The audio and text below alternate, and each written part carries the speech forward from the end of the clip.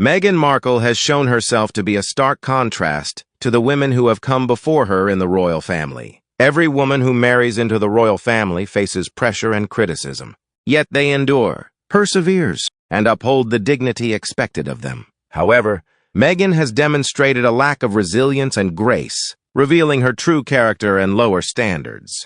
Unlike her predecessors, Meghan has chosen to publicly air grievances rather than dealing with them privately with dignity. Instead of rising to the occasion and proving her strength, she has resorted to complaining and seeking the spotlight for sympathy.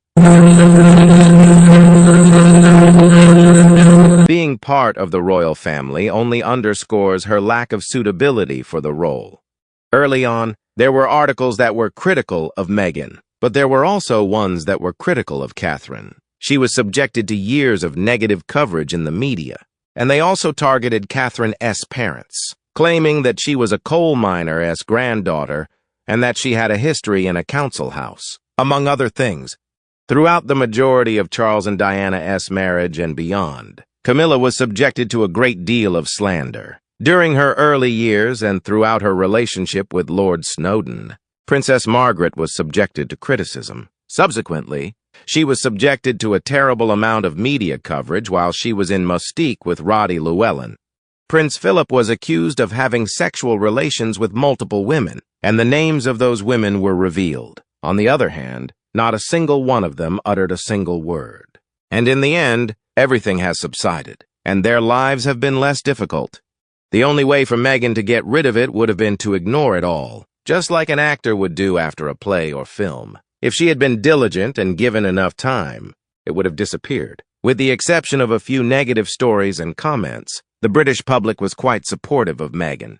We were fine with anyone who made Harry happy, particularly if they were Meghan. We also saw that Harry was in a good mood. There were a few challenging headlines that were produced by the issue with her family, however.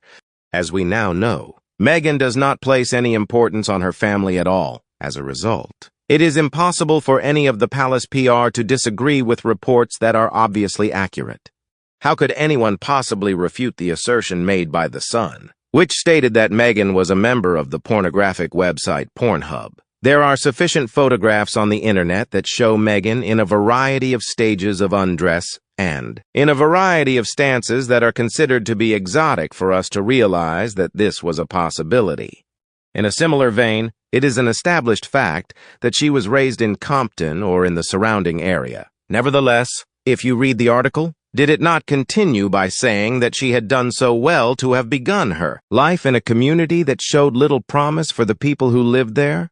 Despite the fact that I just gave it a cursory examination, I had the impression that it was, for the most part, favorable and positive. The remaining members of the family have never made any statements regarding the media, and by their actions, they have turned the situation around to their advantage. As an opinionated and outspoken individual, Meghan was dissatisfied with the fact that she was unable to defend herself, and as a consequence, she is currently involved in a number of different legal actions.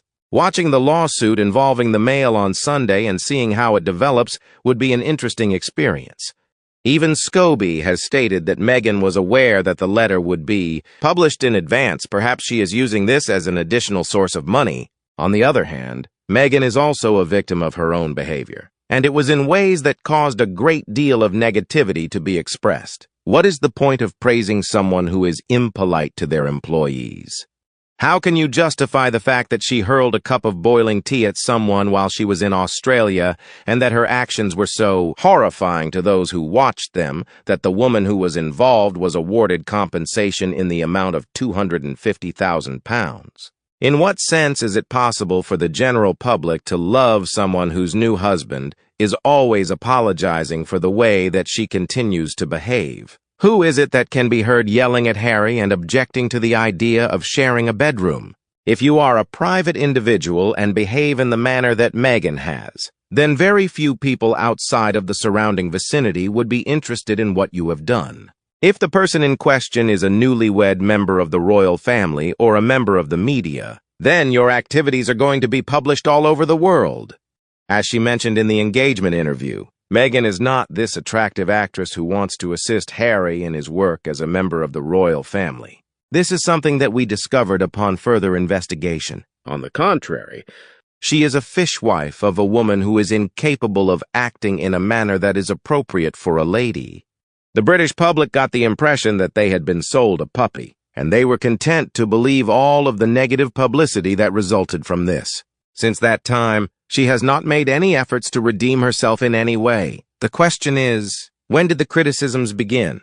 When her family began to tell the citizens of the United Kingdom that she was not the person that we all believed she was. We looked at her with new eyes.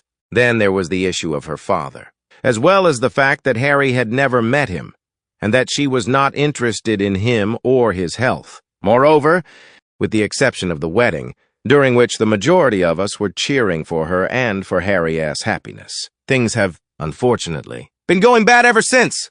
I found it very odd that, on one hand, they had announced to the world that they were seeking a quiet life in Canada. Within weeks, they had moved to the world's capital of paps, gossip, and celebrity. I felt then that Meghan had always had La La Land as her end goal, and from then on out she would be making money from being associated with the royal family. By this move, she proved all the critics right. Their actions since have been cheap, disrespectful, immoral, and dishonorable. I don't want them representing our royal family and our country. I'm pleased they have repaid the restoration costs. It is a start. They now need to step back from everything related to our country, and their titles should be removed from Parliament. They do not represent the UK and Commonwealth nations in any shape or form. In fact, I have never liked Meghan. I saw right through her from the very start. Is he kind just didn't wash? She was a nobody when she met him and has proven just how vicious, petty, and self-absorbed she is. Harry tried to break it off with her before the Jamaican wedding of his friend. Skippy, he attended solo. She gate-crashed that event. How rude, manipulative, self-serving, and egotistical are all words I'd use to describe Meghan. I believe Harry caused some of the problems by issuing the statement that the press was not to say a thing about his fiancée. Had he let her fend for herself like William let Catherine do? He would have seen early on she was not royal material. She doesn't have a spine of tungsten, as Prince Charles likes to believe. I think it is more like cardboard. In addition, I also think Meghan didn't want Harry to meet her dad. What if Daddy blew it and said when Flower was born? Or said how he paid for her tuition? Or sent her to the best schools? She could no longer be a victim who struggled to get the best in life, but instead breezed through with Daddy's help. That's why Harry never met him. I wonder if among the people watching the video, is there anyone who feels the same as me? Markle didn't end up on my radar until the interview during the South African tour. Of course. I had heard that Harry married and had a baby. I predicted the marriage would eventually fail because she is an independent woman and an actress who already divorced one husband. Second marriage failure rates are high. Being proud of your skin color is a good message, but what isn't a good message is that plastic surgery, dental veneers, keratin, Brazilian blowouts, and hair extensions are the tickets to being accepted and being whatever you wish to be. I believe it's her choice to do what she likes, but it's our choice to present her as an example. She then went on to say that the stiff upper lip the British are famous for was damaging. She knew who and what she was marrying. Don't insult an entire nation because you can take the heat. The Oprah interview finished any good thoughts of her. The lies, the race card abuse, and the hijacking of the cause of mental health were the final straw, coupled with the revelation that she did assist Omid Scobie with his book. What is there to like after all of that? Can say that people in the UK are very slow to anger. Rarely riot or protest, and in the main are somewhere between stoic and ambivalent on most things, to our detriment most of the time. However, hypocrisy from the mega-rich does bother us. When a multi-millionaire flies around the world, taking private jets and using massive cars, starts to lecture us on global warming, we react. It has nothing to do with someone's color. Although Markel's troll farm claims it is so, the public had the same response to lectures from Sting and Bono when their hypocrisies were highlighted. The British working class has been compared to a sleeping dog, a quite big and slow-to-anger dog, but if prodded enough, a dog that will bite back. Markle prodded too much for too long, and now to exhaust the simile, the dog will not let go of the bone. Probably worth noting, I got into the AA program 26 years ago. At that time, I was at war with or had fallen out with many relations and ex-friends. It was pointed out to me that I was the common denominator in all of these cases. Whilst it is entirely possible that I could be a victim in one or two cases, I could not be in all of them. When she got married, she did not invite her father and others. Her university sorority would not celebrate or send her regards. And now she is at war with his entire family. So I ask, who is the common denominator in all of this? Besides, I'll be honest with everyone, my problem with Meghan started when she did not make any effort to go see her father, who had a heart attack or maybe two. I don't care how busy you are, or how many problems you have with your father or mother when they are having a major health incident, you get to them as fast as you can. ASAP! They are your parents, and without them, you would not be here to enjoy the life you're living. That was what made me dislike her. The fact that she could not even ask her father if he was all right and on the mend after he had a heart attack and a stent placed, and believe me, they do not put in stents if you do not have heart problems. My brother had a massive heart attack in April of 2019. Through the miracle of modern technology, he had a left ventricular assist device placed on his heart that gave him 11 more months of life. By the time he died in March 2019, rumors were out about the texts that Harry and Meghan sent to her father. I read them in horror as they were bullying a man who was in the hospital having had a heart attack.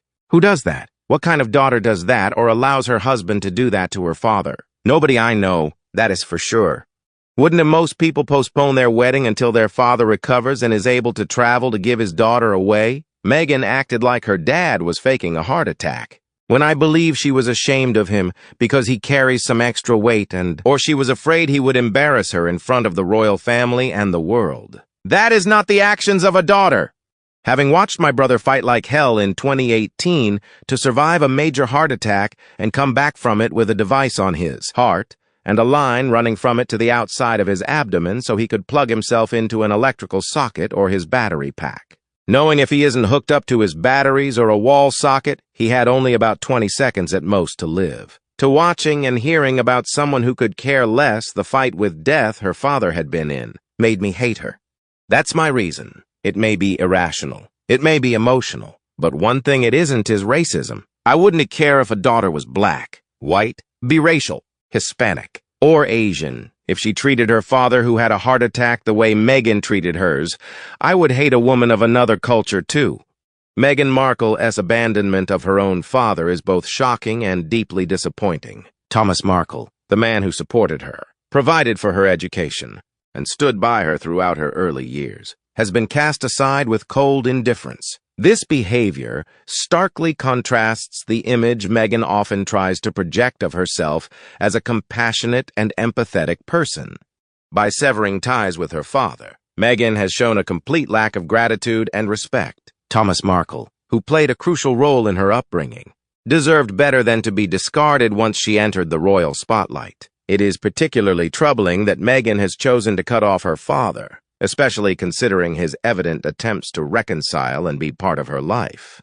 Furthermore, Meghan's actions suggest a deliberate attempt to rewrite her history to fit a narrative that suits her public image. By distancing herself from her father, she perpetuates the story of a self-made woman who overcame great odds, conveniently omitting the support and sacrifices made by her family, especially her father. This abandonment also highlights a troubling pattern in Meghan's behavior. It appears that anyone who does not fit neatly into her carefully curated public persona is quickly discarded, whether it is old friends, family members, or even the royal family. Meghan's loyalty seems contingent on their usefulness to her personal and public ambitions. Thomas Markle has expressed his heartbreak and disappointment publicly, and it's clear that he feels deeply betrayed. Meghan's refusal to mend this relationship not only causes pain to her father, but also casts a shadow on her character. It raises serious questions about her ability to maintain meaningful relationships and her understanding of loyalty and gratitude. Well, that's all for today's video. Thank you very much for watching our video, and I want to know what you think about these issues. Please express your opinion in the comments below. Hope you will always be cheerful and happy. Don't forget to support us by liking, sharing, and subscribing to the channel. Goodbye and see you again in the next videos.